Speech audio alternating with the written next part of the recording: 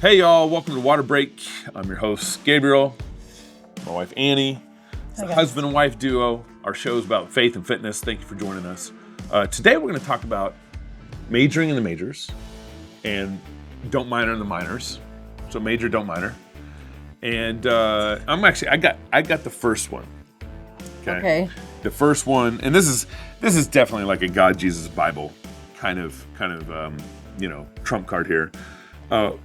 We want to talk about majoring in the majors as it applies to your health, your family. Don't get caught up in the small things. Don't get caught up in things that you should just minor in. Like, what was one of the examples you gave us? Vitamins. Don't major. Don't turn vitamins into a major. Keep it as a minor. Cold plunging, stuff like that. There's a lot of things that aren't that important. But whenever we talk about health and fitness, especially on our show, the constant thing in the back of my mind is making sure that God is over our health, that our first priority is God. The ultimate reason why we die is because of our sin.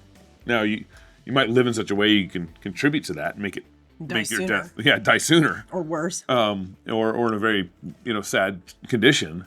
But you really need to make sure as you come and look at health in your family, as you come and look at your health and lifestyle and fitness for you as an individual or your family, you need to major. And in my mind, the biggest major is Christ. Even in it's 1 Timothy chapter 5, where Paul clearly says, like, hey, exercise is good. Earthly exercise is good, but make sure the big E on the eye chart is your spiritual fitness with the Lord. And so as we talk about majoring in the majors, you got to start there in how you think about your family, your health, your fitness, and all that. So I kind of pulled out a trump card there. It's really good. And it is, you know what, guys? Just to kind of go off of what you're saying, we're going to talk about a bunch of just very practical things today, health and fitness related things that are a big deal, things that aren't a big deal, what have you. But Gabe's right. And I've been in the industry long enough to see people I've seen a lot of people not do it right, emphasize all the wrong things, and be very frustrated because of that or unhappy because of that. But I've also seen people do it right, check all the boxes of the really important things and like really kill it in terms of just living in a healthy way. But at the end of the day, I've seen those people be absolutely miserable still because they don't have Jesus in their life. You know what I mean? And ultimately, who wants to, get to the end of their life and look back on it and be like, literally, I had a good body. That's it. My blood work was good. Like, that is so, that's it, without Jesus, it doesn't matter. Yeah. Like, none of it matters, So that is a really good point. And you're not going to, I don't know, you really do need to start from a place of like having a biblical lens, or else none of this stuff is going to help you. Yeah. And it's not going to mean anything. You'll have a more difficult time sorting through it. And, I've always compared, because you've worked at the gym and managed trainers, also had your own clients, stuff like that. You've done that for something like 20 years. Long time, yeah. I was in the restaurant industry when I was in college, and I've always compared like the culture of the gym to the culture of the restaurant industry. There's a lot of similarities. So much drama. A lot of drama, a lot of ego, a lot of rotten people. And also people kind of sleeping with everybody. And there's a good amount of that also. And the waitress, waiter or restaurant industry, the managers and all that stuff. Yeah. And same for your industry. We've had so many people that we've known end up making very bad, detrimental decisions in their lives at the gym, whether they even work there or they're just they attend as a member and are doing things and they're caught up in it. Yep. And all that lifestyle and sin. So and I think part of the heart behind this show too is trying to kind of clean up some of the anxiety that's around a lot of what the health industry tries to sell you, what the health industry tries to pitch you or make you think is a major. Right. The health industry is constantly, almost every show you hear, maybe from other shows, where it sounds like it's another major that they're pitching to. Like, oh my gosh, is this it? Creatine's the next thing. Is this the thing? Or this vitamin. Going to completely transform me? And that's right. Yeah, there is a lot of anxiety and a lot of money and time spent, or should I say wasted, where it probably just didn't need to be. Yeah. And so you want to think of, major in the majors in a way where it's like you have these ideas and these principles and these, majors as we're calling them. They're kind of, you're nailing them down in place. and then the minors just kind of fit in where you need them to fit in, and you aren't as concerned about the minors. Yeah, I mean, they're there. They're just not as big of a deal. Yeah. You know, you just want to have them in the right shelf in your brain. All right. So, what do you things that matter? What's number one on? Is this any particular order that we're talking about here? Kind of. I mean, let's go in order because I think the first one is the biggest one, at least. Okay. And I wanted to start with the things that matter because I think it's more helpful to talk on the positive side rather than just tear down a bunch of other things and make a bunch of people frustrated that I don't think cold plunging is really that important, even though I do it. Okay, so let's talk about the things that matter. That's probably where we'll spend most of our time. We can talk about examples of things that don't matter that much or just aren't that impactful later. So here's our majors. It looks like you got 6 majors here. Yeah, yes. I wrote down 6. Okay. Okay, first one, it's food. And it's eating mostly whole, real food. And it is number one. It's number one by a long shot. And it's in front of exercise. And that is coming from somebody, myself, who really, really believes exercise is very, very important. Exercise is number 2. Please don't think I'm saying it's not important. But food is the one input that you have to put into your body every day. And it's kind of not optional unless you're doing some sort of crazy fasting thing where you don't eat every day. But most people are eating every single day. And it's not usually a question of, are you going to eat? It's what you're going to eat. So it is going to be far and away the most impactful input that you have control over in terms of what you're going to look like, how healthy you're going to be, how you're going to feel. It is so important. It is so much more important than supplements. It is so much more important even than your movement, although movement is very important, especially in terms of your ability to change your physique, lose body fat. And that's usually what people are trying. That's most people's goals. Well, this is, as we're talking, I think you had a little bit of order in mind here, but that wasn't a big emphasis and looks like what you're putting down. But and you're right, food is number one, but it's also, I think, number one in God's world. I mean, this is how God created the world. He's big on food, and comes up a lot. And it comes up a lot. It comes up a lot. It's a big part of our lives. And our bodies need it. Yes, you can't opt out. You could opt out of exercise. I don't recommend it, but you can. Yeah. You can't opt out of food or you die. You need food, you need water, and so and it's a huge input. So this is like over the arc of your life. As you think of how God created the world, you are cutting with the grain in how you emphasize food in your life and how you think about food and how dependent we are on food. So yeah, it's how God made us. We're very dependent. When you talk, we've talked about this before, but you use the words whole, real food. Yep. You've also in the past used the word nutrient dense food. Yes. Is that this? Are you using that kind of interchangeably? Totally. Whole, real food. Totally, because whole, real food is nutrient dense. It's the most nutrient dense food. So I just mean food as it comes out of the ground, as it comes off the tree, as it comes out of the cow. Obviously, a little bit of processing happens. You send it to the meat plant. Maybe the fruit gets sliced up. Maybe you add salt to something. I have no problem with that. Okay, don't come at me about this. But just if everybody ate, not even all, but just mostly real, whole, nutrient-dense food, most of our weight problems, energy problems, health problems would go away. Like and that's a big statement to make, but I do believe it's true. And I don't understand. It's crazy to me how many people, there's a funny statement in the health and fitness biz that all trainers know about and we joke about. And it's this, I'll do anything to lose weight except eat right and exercise. Anything. Yeah. Anything else. Like, you know what I mean? And that's where you get Ozempic. And it's like, guys, actually, that's what you have to do. You have to just eat, real food. Yeah. That's what we mean by eat right. And you need to exercise. And for most people, not all, but most people, that is like all it takes. And I just cannot believe how many of you are out there eating crap on the regular, but just being like, well, I'll just take this berberine, or I'll just do this thing over here, or I'll just do this other. And you know what, guys? Like, it doesn't work. It's never going to work. Food is going to be like 90% of it. And I mean, you can wish that's true. You can like that's true. You can wish it wasn't true. It doesn't really matter, but it's true. And a couple of reasons that this is so important is that if you keep your diet to mostly real whole food, number one, you're going to be getting most of the nutrients that you need. Now, granted, our food supply is not as nutrient dense as it used to be due to the way that we farm, due to our soil depletion, all these things. So you may still make the argument, I still need to take a multi, I still need to take a magnesium. That's fine. I do that. That's fine. But the more real whole food you eat, the more nutrients that your body desperately needs is getting, and the more like man-made chemical crap you're not getting. Okay, so it just cuts out, it brings in the good, cuts out the bad very, very simply, right? And you don't need to read labels because these sorts of foods don't have any, all right? And that's just really, really nice. I want to pin my comments here for like another show.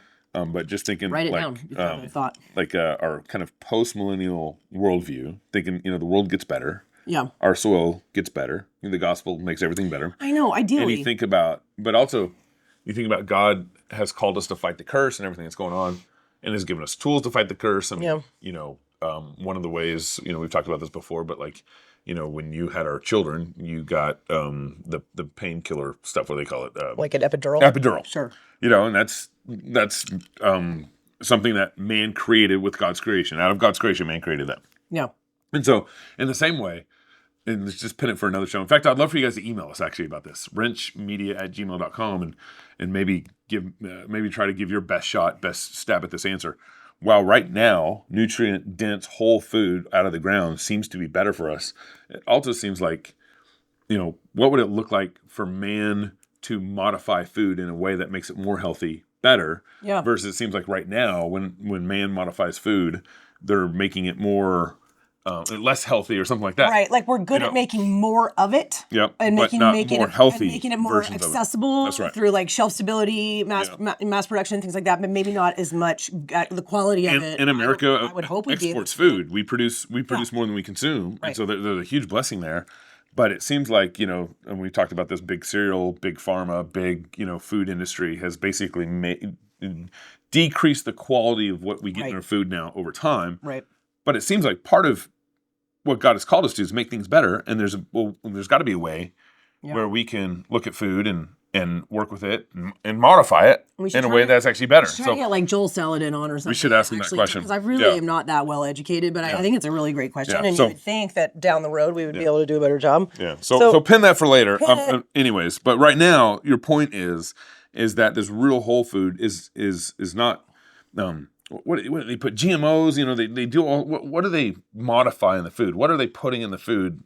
Cereal, big. Well, you mean in real food, or do you mean in like cereal? I'm saying they'll take real food and then they'll recreate it into cereal, or they'll Oh, sure. I mean, there's all kinds of just read like get a box of Cheerios and just read. There's like 50 ingredients in it. Yeah. There's folic acid. There's all kinds of things that are not a healthy thing. I'm not saying it's wrong to eat Cheerios. I'm just saying it's just not the best healthy quality food. No, not at all. And it's void of nutrients, right?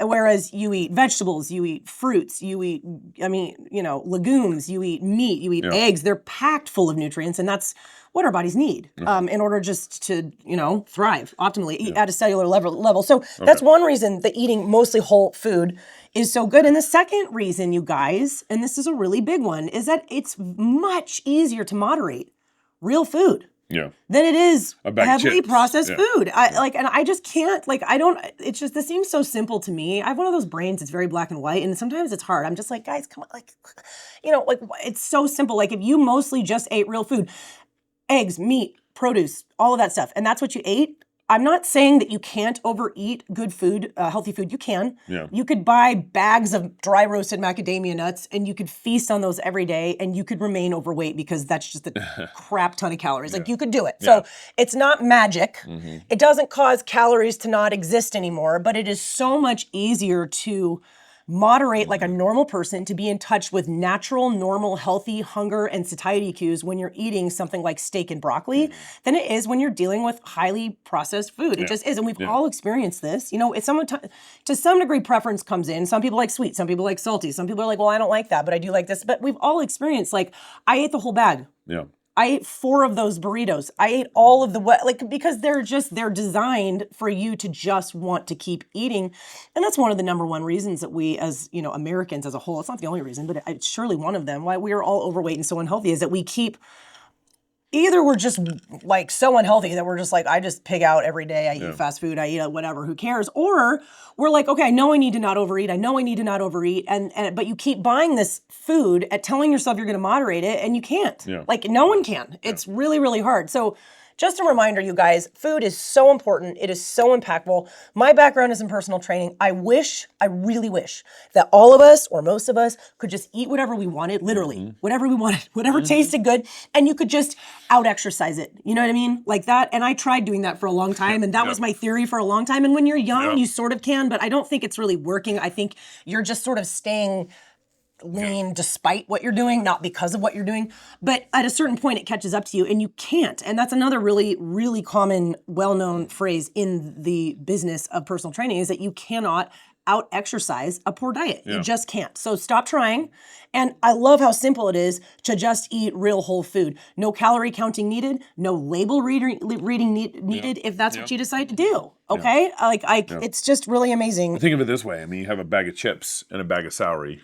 Are you gonna eat you can eat the whole bag of celery? Or anything. A bag of oranges. A bag of carrots, a bag of apples. Because of the fiber. Not that many. It really is quite amazing. And I think some people are like, okay, yeah, I know that's true. I know that's what I should be doing. We eat so much fast food. We eat so much processed food. Like every time I go to Costco, it's just like corn dogs and that's how I shop. I know I need to stop. But there's other people, and I bet this is a lot of you, who are like, oh, we don't eat that much. We don't eat that much processed food. Like we don't. But if you actually went around your house, looked in your fridge, looked in your pantry, looked at your shopping list, looked in your cart the next time you go shopping, you might actually be surprised how much of that food, and again, I'm not putting a moral stamp on any of this. I'm not like granola bars are sinful. I'm not saying that at all. I don't think that at all.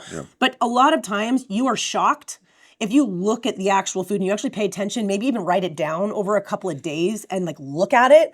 How much of that is highly refined, highly processed sugar that, once again, not wrong or right, but quite void of nutrients, often quite void of protein, which your body's going to go looking for, and you're just going to keep wanting to eat until you get to it, and full of processed all kinds of junk that isn't healthy for your body either. So take, whether or not you know this is an issue for you, or you're kind of like, I don't think that's me, take stock of what you and your family are actually eating. Just do it for 1 week. Just do it for 1 week. Write it down. It's really eye-opening, and it can be really horrifying. And if you want to take it one step farther, you could actually plug it into a chronometer or My Plate or something, in any app. It doesn't really matter. Just to see what your macronutrients come down to, because some people are absolutely shocked, like what their sugar, their sugar total is by the end of the day.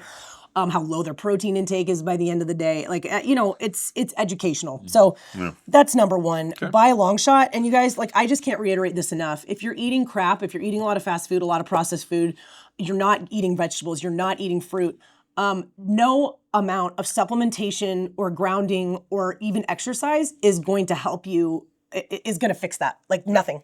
I wish that wasn't the case, but it is. So just note that. Okay. Are we on number 2, or is there any other points? No, let's go on to number 2. Okay. Regular strategic cardiovascular exercise and strength training. Yeah. So number 2. So this is another, you're saying major in the major. This is a major one. Yes, okay. This is a major one. So while I think food, diet is number 1 by a long shot, the next thing down is exercise. Okay. It is really, really important. I would say more important for health than necessarily for weight loss. Although if a client comes to me and they want to lose weight, almost always exercise is going to be a part of the picture. But nutrition is just so much more impactful when it comes to actually changing your physique, and specifically losing body fat. Nutrition is way, way more. Okay. But on the health side of things, cardiovascular health, insulin sensitivity, all these things. And these are really important. Heart disease kills men and women every day. It's a very big problem in America. Exercise is huge. Strength training is huge. And just as much so, cardiovascular health is really big. And there's probably, there's kind of 2 groups of people out there that I'm kind of preaching this at. There's those of you who aren't doing anything, or you're just strength training, but you're doing 0 cardio, or you're just doing cardio and you're doing 0 meaningful strength training. So obviously I'm talking to you. You guys need to start. It's really, really important. And again, no amount of supplementation or yoga is going to cover for the fact that you're not doing this. But then there's a bunch of you also, though, doing it, but you're not doing it strategically. You're not doing it effectively. And that's a bummer also. It really is a bummer also. So if you're a woman and you're just on YouTube pulling up random exercises, and you have your pink little weights, and you're in your, your basement or whatever, and you're just sort of going through the motions, you're not going to get much out of that, you guys. You're not going to get much out of that. Hire a coach, start a program, get some guidance, get some education, so that you're not just doing something, your cardio, your strength training, but you're doing it in a meaningful way. Cardio is just as much, it can be just as much of a problem. Doing a 4-mile poopy face, no man's land run every day, rarely is that actually doing, like creating a net positive for anybody. You want to be depending on your phase of life, your fitness level, your age, your stress level. Cardio should be surgical. It should be like you should have a specific goal in mind. It should be polarized. Okay, like what is the point of this cardiovascular session? There's room for What do you mean polarized? Polarized, like you should be max effort sprinting for 20 seconds. You should be doing zone 2 where your heart rate is low, you're aerobic, you can talk, or you should be doing VO2 work, like polarized. Like there should be an actual like training adaptation that is a goal rather than just being like, I'm just gonna go run kind of in the middle somewhere and just feel sort of stressed out where it's not fast enough to be sprinting. It's not slow enough to be zone 2. It's junk miles. That's what we call it in the industry. It's junk miles. Yes. But for me, it's not right now. Well, I mean, I guess my question is more is, wouldn't that be productive for the general, world just to even get out and walk 30 minutes a day or get out and let's say walking's not junk miles. Walking is zone 2. Okay. So, and for you, I guess describe maybe break down junk miles for me a little more. Junk miles is when you're like zone 3, when you're like not aerobic anymore. It kind of hurts, but you can do it for 30, 40 minutes. So it's just chronic, moderate intensity cardio. Okay. Yeah. Okay. And that's what everyone is doing. It's kind of like a lazy version of trying to exercise. I mean, they're not lazy people. They're usually like they're trying their hardest. Like they're like, I'm trying to lose weight. I'm trying to look better. Yeah. Hint number 1, you look the same. Yeah. That you've looked for 10 years of doing this, but this is your average spin class. This is your average longer CrossFit Metcon. This is your average HIIT class where it's moderate intensity because you're doing a 20 to 30 minute workout. Yeah. That's not max effort. Yeah. Max effort takes 30 seconds or less. Yeah. It's not a walk though. You're working harder than that. So you're in the middle. You're in moderate, and it's always there, and it's long, and it's enough to be stressful to your body, for your body to be like, why is this happening every day? Why is this happening? But not enough to like, really improve your VO2 max, not enough to really hit peak, like sprint level intensities. It's just not, it's not great. At minimum, you could be getting a lot more out of it. And at maximum, it's stressing your body out in a way that actually ends up being a net positive for you. And I will say this, ladies, the older you get, the closer to perimenopause and menopause you get, the less that kind of just chronic, moderate intensity cardio is benefiting you. And I know you know what I'm talking about because all y'all are doing it almost every single day and you gain about 5 to 10 pounds a year. So, So I guess my question is, trying to think through, when we had Ben Greenfield on the show a couple of months ago, 3 or 4 months ago, he just said, man, if most Americans would stop drinking Diet Coke and walk 30 minutes a day, they would lose weight. Yeah, I agree with him. And I'm not saying disagree, but the way you're talking about it right now, it's like, okay, you're talking about sprinting, you're talking about maybe more intense. Like, to me, it sounds like a little more intense workout in a way. It's like, okay, that's someone who's, really likes working out versus someone who is just like, hey, I want to lose weight, and what's the and it's not even like I'm not even like trying to get at what's the minimum exercise I can do. Yeah, it's just I'm just never gonna sprint. Well, that's fine. So remember at the start of this, I said there's 2 different groups of people. Yeah, there's the people who aren't doing anything, and they're the ones who need to start with walking. Yeah, and then as time goes on, they could add in this and they could add in that, and then there's this other group of people, and this is who I'm talking to now, who are exercising regularly. They're just doing it wrong. Yeah. Okay, is that clear? I'm talking to you guys. You're doing it wrong. So just because you go to spin every day doesn't mean you're actually being really effective with your cardiovascular fitness. So for that crowd, what's happened is they've gotten into a rut, basically, or they've gotten into some exercise where it's like, okay, you've gotten past the walking stage. Totally. Yes. And now you're just kind of in this rut of working out, and you're doing the same thing over and again. Yeah. Yes. You're doing the same thing over and over again. Right. Too much of it. Yeah. Okay. It's not polarized. Super helpful. Yes, exactly. That's a good qualifying question. So guys, if you are not strength training, and I mean strength training in a meaningful, impactful way, and of course, whenever we talk about exercise, this is kind of to your point that you were making a little bit, when I give like best case scenario suggestions, you won't start there. You're not going to start squatting 3 reps as heavy as you possibly can. You'll hurt yourself. You're not able to do that. So you have to ease in no matter what. If your goal is to run sprints, 100-meter sprints on the track, that's a great goal. You don't start with that. You start with slow jogging. You have to, right? To ease yourself in. So please utilize some common sense here. But what was my point that I was making? We're just talking about exercise. Oh, strength training, yes. Just going out on the gym floor and grabbing 10-pound dumbbells and kind of like just moving them around isn't much better. You're just wasting your time. Yes, exactly. It's not much better than doing nothing at all. So get with a coach, get with a program, because this is why I do movement consults. That's what I call them on my website. It's a movement consult because there are actually, I'm not saying all this to imply that this is simple. It's not. There's a lot to know. Like how much weight, what movement should I be doing? Why? How much weight, how many reps, how many sets, how much rest in between. And it's a different answer for everybody, depending on your body, your goals, what you're, are you a beginner? Are you intermediate? Are you really experienced? How many days a week do you have time to exercise? But all these things really matter. So there's a learning curve here. So all I'm saying is, do the movement consult, find a coach, find a trainer, find a program so that you can not just be strength training or doing whatever your cardiovascular regime is, but doing it in a very effective, impactful way because we're all busy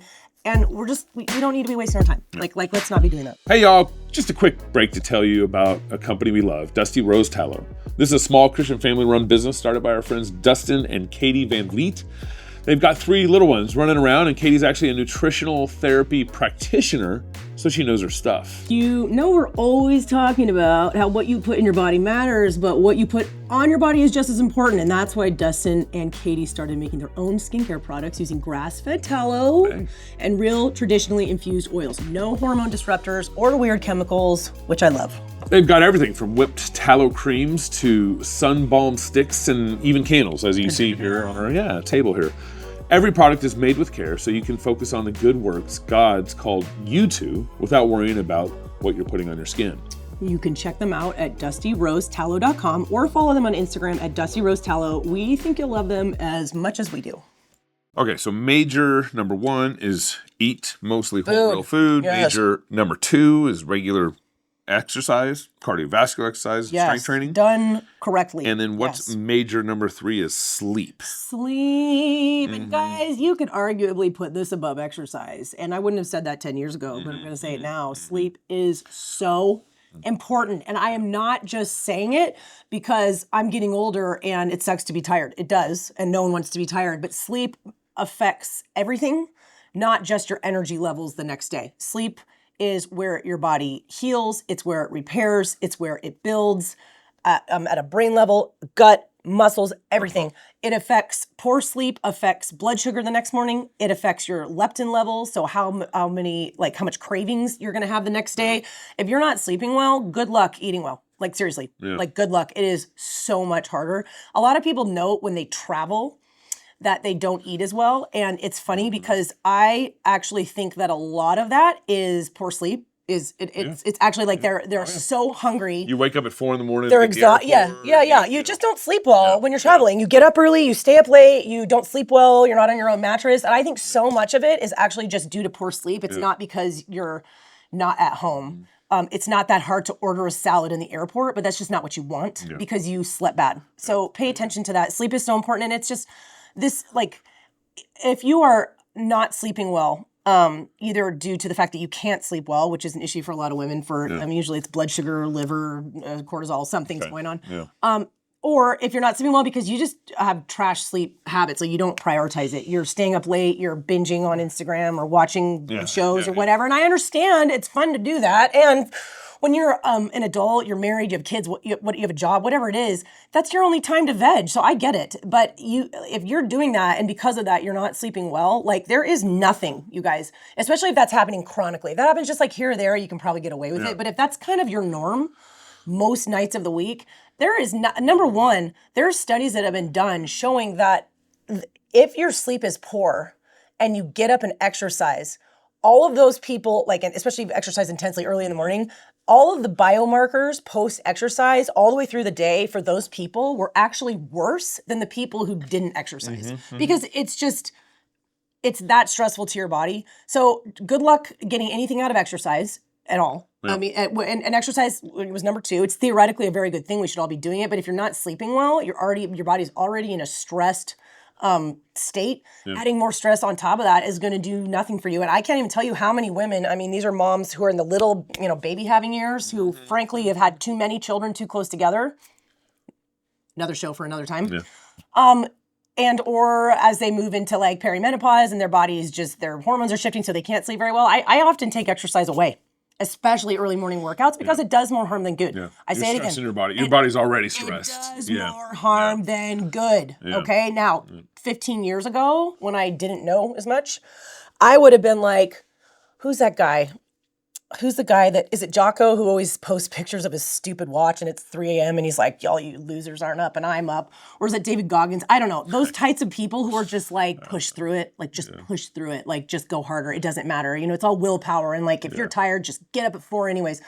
I don't believe that. I don't believe that anymore, especially not for women, probably not for men either.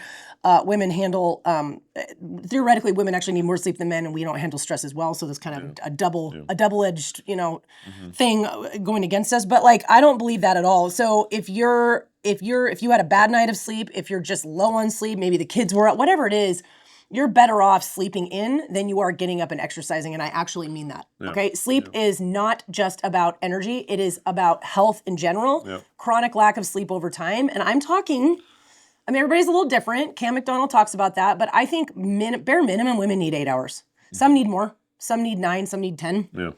But bare minimum, they need 8. You need to do some fast math in your life and ask yourself, am I actually getting that? Undisturbed, am I actually getting that?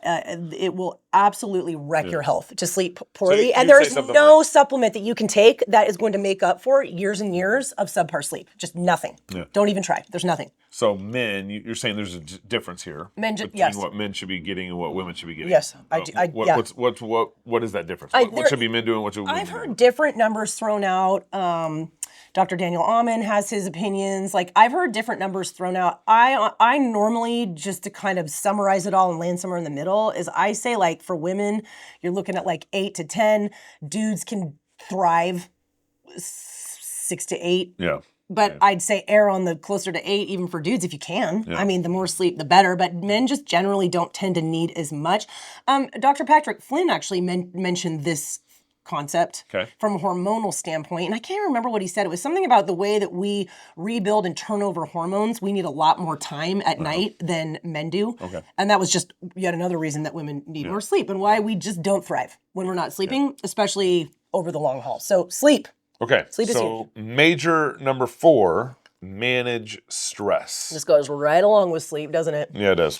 Mm-hmm. Right along. Yeah, and this is another one that right along with the sleep concept, the stress thing has really become, like, over the last 5 years, I've just been like, my gosh, it's such a big deal. Everybody is their bodies are so stressed out. And I think part of the problem was before it's not like I wasn't stressed out or I didn't have clients that were stressed out before. I always have, I've worked for 20 years with people all ages, high school, retired, and anything in the middle. So it's not like I wasn't working with stressed out people before. It's just understanding how many different things are physiological stressors to the body. It's not just like, oh, there's this thing going on in my life and I'm really stressed out about it. And that's what stress is. It is. Psychological stress definitely counts and it can affect your health immensely, but it's so much more than that. It's having a baby. It's caretaking for your parents. It's saying yes to too many things. It's not sleeping. It's over-exercising. It's over-exercising early in the morning. And it doesn't matter, you guys. And it's funny. I think I just always was like, well, that's stupid. And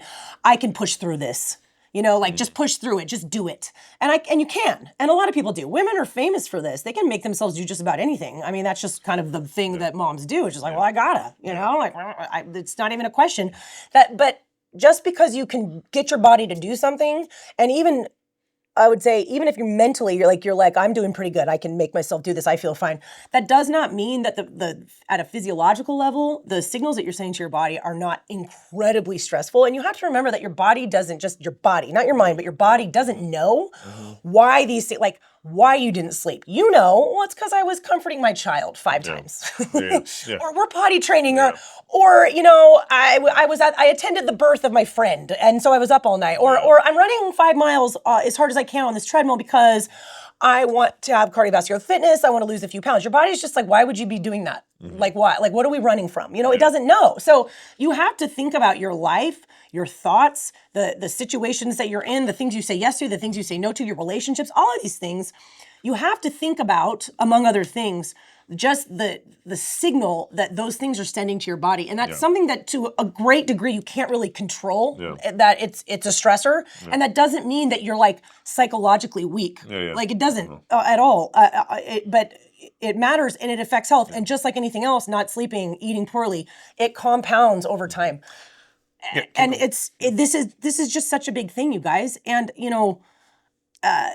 dysregulated adrenals, which often down the road, chronic stress over time, chronic overproduction of cortisol as a response to these stresses, again, whether you're mentally doing well or not, it can absolutely wreck your health. Like to the point that adrenal dysfunction, the symptoms of it, brain fog, fatigue, muscle weakness, sensitivity to light, loud noises, craving salt, disrupted sleep, that's a big one, that 2 a.m., 3 a.m. wake up in the middle of the night that so many women deal with and they're like, what's going on? That tired and wired feeling. Those symptoms have been almost just accepted as normal, especially for women 35 and older, when honestly, a lot of that is just too much chronic stress over time. Overproduction of cortisol will give you, as time goes on, it does cue actually storage of visceral fat. So that's that stressed out, puffy, bigger belly that you can grow. And a lot of women will get that. Their legs will stay stick thin and they're just like, what is going on? And visceral fat, guys, this is not just a vanity thing, although who wants that? Nobody wants to look like an apple with 2 little toothpicks stuck in it. But visceral fat is the most deadly kind of fat. It's fat on your actual organs. You don't want it. It is very damaging to your health. Yes, very damaging to your health. It can you can take it as far as like they call it the moon face. You can end up with kind of a puffy face. Not everybody gets that bad, but cortisol is a thing. Overproduction of cortisol is a thing. So and it's hard. I think for like hardworking Christians, this conversation is hard because it's like, okay, so what do you want me to do? Like pick my favorite child and get rid of the other ones, or like never do anything hard? Like obviously not. I just think most of the people that I work with, and I'm assuming this is true, most of the people we're talking to, there's always exceptions, but I don't know that many lazy moms. Like I really don't. I don't know that many dads either. I mean, there's always a few, or it's like, but like most people are working very hard, and if anything, they're probably doing too much. Like they're probably saying yes to too much, shouldering too much, worrying about too much. Like rarely is it like, okay, get up and do something. And if that's you, get up and do something. But like I just think managing stress is so underrated, and we need the first step in being able to even manage stress in your life, or even assess what are my stress levels, am I doing good, am I doing bad, is naming all the things that are actual physiological stressors correctly. Okay, that's number one. Give me an example. Naming the physiological. Well, like having a baby, caretaking for your parents, Right. CrossFit, all these things, and a lot of these things, a new job, getting fired. A lot of these things are in our brains. They are categorized as a good thing. Having a baby is a good thing. You're like, yay, we had a baby, or just a lot of things. We may categorize them as a good thing, but that doesn't mean it doesn't take a physiological toll. And that's not to say, well, then don't do it. But you do need to basically be aware that everybody has a bucket, Sharpied stress on the front, and you can only handle so much before stuff starts to spill over. Okay, and that's when all those signs and symptoms of adrenal fatigue start showing. And honestly, and I couldn't tell you why, but different people have different size buckets, and that's for darn sure. Women's tend to be a little smaller. Men's tend to be a little bigger. Always exceptions, but that's certainly true for us. And it's not it's not you being a baby. It's not a sign of weakness to at least think through this stuff and have this conversation with your spouse, with someone you trust, because it's a health wrecker. Stress is a health wrecker. It wrecks your hormones. It disrupts them. It's such a big deal, and that's why it made the list of majors, whereas a lot of other things I think are just minor. Hey all, if you care about raising your kids to love Jesus and staying strong in today's world, join us at the Fight, Laugh, Feast Conference, October 16th through the 18th at Rocketown in Nashville. This year's theme is School Wars, not Star Wars, School Wars, all about equipping Christian families to disciple their kids and rebuild Christendom. There's teaching, fellowship, jumpy castles for the kids, fun for the whole family. Annie and I, hopefully our kids too, will be there and would love to see you there. Register now at fightlaughfeast.com. Hope to see you in Nashville. Just a couple thoughts here while you've been talking. For one, as you pointed out, God created men to handle more stress than women, generally. And this is an area where The women should not compare themselves to their husbands, Yes. and the husband should not drag his wife along this stressful path in a way he expects her to meet me at every corner or to match my ability to handle stress levels in our family. So this is an area where the husband particularly needs to take on more stress in a way that he's taking off stress from his wife. It's true. It's true. It's just our bodies are not suited for that. We just don't handle it as well. It's not like right or wrong. It doesn't make men and women are just different. God, Peter talks about how women are the weaker vessel, and there's application here, and this is where the husband really needs to be tuned in to his particular wife, again, because every woman's different, every man's different in this, but he needs to tune in to his particular wife, and which sometimes means one of the ways you can help your wife is helping her not do more. Oh, like most of the time, that's what it means. And women are at best, we are really good at being like, I'm fine. I'm not doing that much. What? What are you talking about? Like, we just don't register. And your hair's falling out every Yeah, literally. Guys, if your hair is falling out, something's wrong, okay? And that's like a lot of you. Yeah. But at worst, we'll push back. We'll be like, no. Like I can do this. Like, leave me alone. Like, and it's just like, guys, stop it. Like, just stop. No one is really that great at assessing their own life, their own like levels of anything. Like we're just not that good. It's what you're used to, and there's exceptions and it's all to this too, where a husband could, step in and say, "Hey, I don't think you should be doing this anymore," or whatever, name it, whatever it is, whatever things that's adding stress in your life, and the husband's coming in because he sees something, and he's actually trying to be helpful. Yeah. I can't even really think of a scenario where a husband's being a jerk about it, or coming in and anything's possible. It's all possible. But most likely, your husband's coming in because he sees something and he's trying to help your life, your marriage, your home environment be better. Well, and ultimately, and help you. If you're if you're thriving, if you're feeling great, your energy's high, you sleep well at night, you're a good mom, you're a nice person to be around, you're not brain fogging it, you're not crashing in the afternoon. Granted, a lot of different issues, hormonal issues, different things could be causing these things. But if you're like killing it and feeling great and everything that you're doing is going well, then I think great. But mostly a spouse is going to come in when, and it could be the other way around too, when it's like, okay, things aren't going great. You're not feeling good. You're so thriving. You're not thriving, or like you're crabby, happy. Snappy all the time. You aren't joyful. What can we change? And you always need to be willing to make changes. Always, hands need to be open. So it's a really big deal. It's certainly been an ongoing conversation for us. And in hindsight, Gabe's been very right in the past.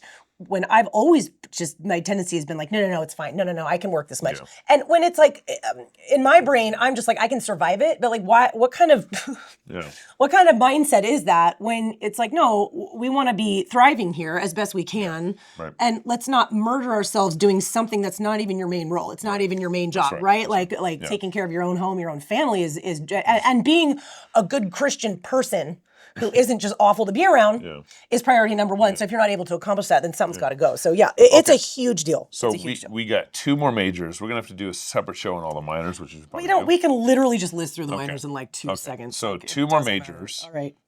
The fifth major. This is a good one. Is don't drink very much. Calling all Presbyterians. I just felt like I need to throw this out there because when you talk to Baptists, this doesn't really come up. Like they just a Reformed Baptist, it does. Maybe But in the Baptist, but the broader world, evangelical world, that's for sure. Like, they're just not drinking and smoking, living a debauched Presbyterian life. So you don't have to talk about this. Now, I have noticed this, and this is funny, and this has nothing to do with anything else. But people who don't drink tend to have way more of a sweet tooth, and so although except for me. I don't have a sweet tooth. Gabe, you would eat ice cream every night if you thought that just ice cream. But ice cream is like it's real whole food. It's dense. What do you call it? Dense, nutritionally dense food. You heard it here, guys. You heard it here. Hey, I've talked about my food pyramid here. Don't do it. I think you've done it 3 times. I should. Okay, so don't drink very much. Well, you just don't drink. You guys, it's really hard to be healthy. It's hard to have a liver that's doing well. It's hard to have insulin that's under control. It's hard to not eat crap when you're drinking a ton. Yep. It just is. Yep. Okay? And I have no issue with, we take no issue with alcohol. I have no issue with it. I mean, just don't get drunk. Don't get drunk. We do. We love one. Totally. But if you're drinking a lot regularly and you're not eating really clean food and exercising, it is really hard. It's going to pile up. It is really hard. And I mean, that big like belly that you see on dudes especially, alcohol, man, it it just has a way of blowing, like puffing you up. Like it just does. There's a lot of different theories of why, based off the way that the body has to metabolize alcohol. But I will also say this, you guys, and this is just, let's keep it practical. Alcohol lowers blood sugar. That's why you get hungry, okay? That's why you crave carbs.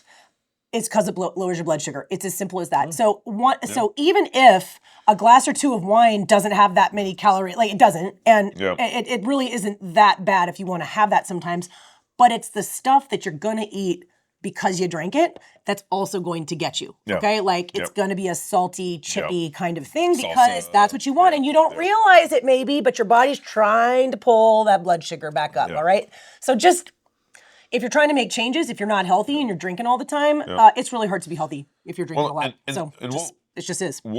I'll do things. We'll do different things as it relates to alcohol. You know, sometimes I'll go through months and months where I'll just have, you know, some drinks on the weekend and not during the week. It's really important. You know, there's really easy stuff that you can do. Yeah, you can be like, I'll save it for Sabbath dinner or whatever. But like Gabe's a really good example of someone that not drinking drastically changes his weight, his blood work, all of it, because you're not super active. Yeah. I'm someone where my liver looks the same, but that's because I'm super active. Yeah. So you can get away with a little more on that front. But for most people who are not doing what I'm doing, alcohol will wreck your health. Like you really need to keep it very moderate. You need to keep small amounts, big impact. Keep it. Yeah, exactly. Number 6, major on the majors. Here's number 6, consistency. I lost my contact lens. I think it's right there. It's fine. It's fine. We'll just save it for later. Okay, consistency with all these things. So yes, consistency is huge. And that's one of the biggest things, guys, is that all these things that we've listed off, 1, 2, 3, you know, they're not very sexy. Like, they're not like, oh my gosh. Eat good food. Yeah. Exercise a little. Exercise in an intelligent way. Sleep. Manage stress. They're like kind of like a grind. Like every day. Yes. Every day. And so many people, I think one of the reasons that consistency is so hard is that everybody just wants a quick fix. They want something that's easy and like new and like, oh, what about this or what about that? And it's like, no, actually, it's like the plain Jane, not very exciting, day in and day out consistency. So yes, get all these concepts in your head, but you got to do them most of the time. Okay, you can't just eat clean food twice a week and eat crap the rest of the time and expect that to really do anything. It really needs to be like 85% of the time. You're dialing in your sleep. You are keeping stress managed. You are not drinking too much. You are eating real whole food. Consistency is everything. And I mean, guys, that's part of being an adult. And I have found that a lot of adults are full of vigor at the idea of something, and maybe they'll do something really good for a week, but they absolutely fizzle after that. Like, you got to put your big girl and big boy pants on, and you got to be in it for the long haul, okay? Be in it for the long haul. Any strategy, any new program, any plan is only as good as you actually doing it for a while. And that's true. Okay. That's true of almost anything that you're going to do in your life. So consistency is huge. Yeah. That's great. Okay. We're going to wrap up by talking about the minors. And before we kind of get into the minors real quick, if you guys want to be in a conversation, ask us any questions about what we're talking about and what's going on, email us at RenchMedia@gmail.com, RenchMedia@gmail.com. Of course, you can follow Annie on Instagram and me on Twitter. Those are our favorite places to be. But all right, let's get into the minors. So again, we start off the show talking about, you know, Jesus is Lord over all. You want to dedicate your life first and foremost to Christ. But then related to this, we also talked about how it seems like the health industry takes minors and puts them into majors, in the major categories, or you know, whatever they're pushing on that show or whatever ad they're reading. It's always a major issue at some level because they want you to buy or they want you to be bought into what they're talking about. And so what we want to do is maybe clean up a little of this trunk and just kind of say, hey, here's the top 5 majors, and number 6 is being consistent with all those majors. Yes. And so here are the minors. The minors are probably also the areas where you're most constantly marketed and sold on. Yeah, and I think mostly people just want to make money. And there's nothing wrong with that. I mean, we're capitalists in all this. It's mostly just like we want to make money, or else because you're not going to make that much money telling everybody, well, you need to just go to the grocery store and shop on the perimeter. Like you're not going to make any money doing that. You know what I mean? But you can be like, this special combination of magnesium will absolutely change your life. And so I just think people want money, and the consumer, us, you, We want a quick fix. Quick fix. That's We don't exactly want to eat right, real baby. healthy That's whole exactly food. right. We don't want to go to the gym regularly. That's hard. That takes time and effort, and we don't want to sleep. That I want to be on Instagram till 3 a.m. and then what can I take? Yeah. What pill can I take to make it all go fix that away? problem. And there's just nothing. Yeah, there's nothing. The minors here. Okay. The minors. Supplements I are mean, a minor. supplements is probably the biggest one. I mean, I listed some other things. And it's not that, we live in North Idaho, so like taking vitamin D is actually really good for us up here. Guys, I'm huge on supplements. Especially during the winter. I take more than that. I take a bunch of supplements because Yeah. I really like them, but Yeah. I'm doing all the other things. Yeah. Like I'm doing all the other things. What drives me crazy is someone who's not doing the stuff that we just all talked about, all the majors, but they're trying to out supplement that. They're like, I'll just take all these supplements. You guys, that is a waste of your money. Yeah. It is a waste of your time. It is frankly probably really hard on your liver to process all of these pills that you're shoving down your gullet, praying that it will undo your bad diet, your lack of muscle mass, and your poor sleep, and your stressed out thought life. No supplement's going to fix that. They are supplemental, and that's how they should be used. And honestly, Versus replacing bad habits, food, whatever. They can't. They never will. Right. They can't and they won't. Now, there is such thing as nutrient deficiencies. There is such thing as certain supplements that are fantastic. I think we did a podcast a long time ago now on supplements, and I listed off like the top 5 or 6 that I like. I'm not anti-supplement at all. I do think it should be your goal to rotate them and to be on as few as possible because of how fantastic your lifestyle and your diet is, but there's a place for them, but they are never going to be on the majors list. So if you're in your house, you're sitting here and you're listening and you're like, you just have a pantry full of supplements, but you're overweight, you don't feel good, you have no muscle on your body, you're missing the point, you guys. You're missing the point and you're wasting your money. Take that money, and they can be so expensive, and put it into a personal trainer and better food. Take the $50 a month you're putting in supplements into a personal trainer. Oh my gosh. Like Put it somewhere else where fact, you're going to get way more bang for your buck in terms of health, physique, all of it. You could, a good example is like take the $50 you're paying on supplements every month, and Annie does Annie has an online consulting group where you pay $75 a month to be a part of. Yep. So another minor is extreme dieting. Diets after diets. We've been doing the yo-yo dieting since the 1980s, 90s. A lot of ladies in our audience have been doing that for decades. Like the extreme diets is definitely a minor, and sometimes not just a minor, but it's actually a negative for you. Another minor. This is funny. Cold plunging.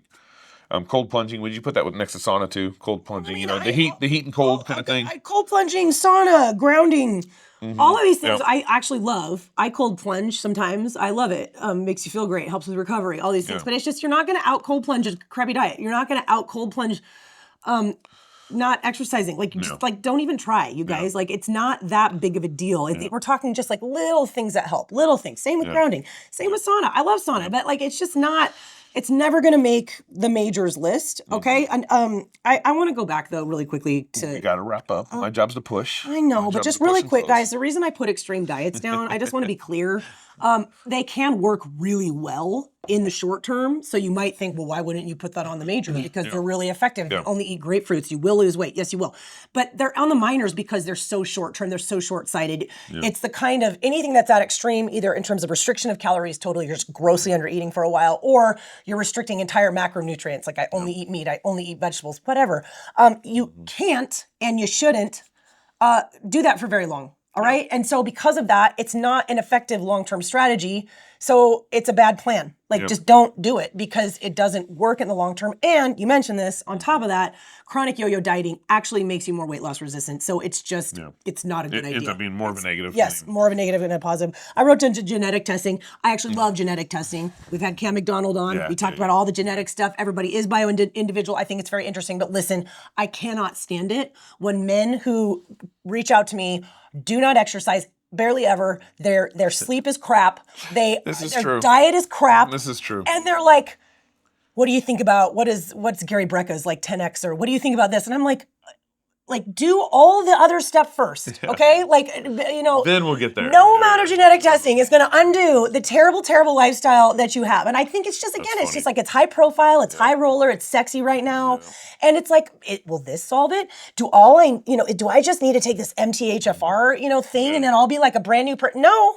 Yeah. Honestly, no, not if you're not doing all the other So stuff minor, first. what do you mean a wearable is a minor? Oh, wearables. So people who are obsessed with like their Whoop or their continuous blood sugar. Have you seen people that have like, they have like this little, looks like a little, yes. So it's like in there and it's constantly monitoring your blood sugar. Listen, all of these wearables, all of these things that you can, it's like devices that can track different biomarkers. Super interesting, guys. I'm not against it. Like super interesting, especially if you're that kind of person. Yeah. You like data, you know? It can be really great. And we can monitor things now that we never used to monitor. But listen, you can get so obsessed with like, oh my gosh, I got a blood sugar spike. Oh my gosh, this. I know so many women who are so neurotic and they are overweight. They're not healthy. They are a ball of stress. And they have everything. Yeah. They have everything. And I'm just like, I want to take that all away from you. It's not helping. It's actually stressing you out more. Yeah. Actually get out and do something, move your body, try sleep. Just do the basics and stop obsessing over start with the constant wearables. data. And guess what? After every meal, your blood sugar is going to spike a little bit. That's normal. Yeah. Okay. So just, you can really take that way too Okay. far. Last one for the show today.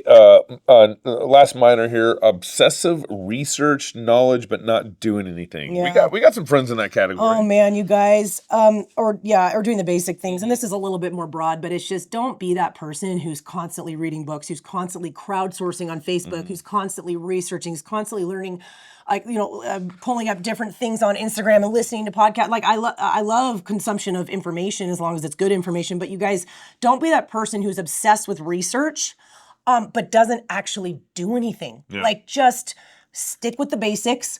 Don't let, what do we call that? Analysis by paralysis. Yeah. Don't be that person. And usually you know who you are. Some personalities would never do that. They're doers. They're not gonna go research anything. That's very boring to them. That's too much.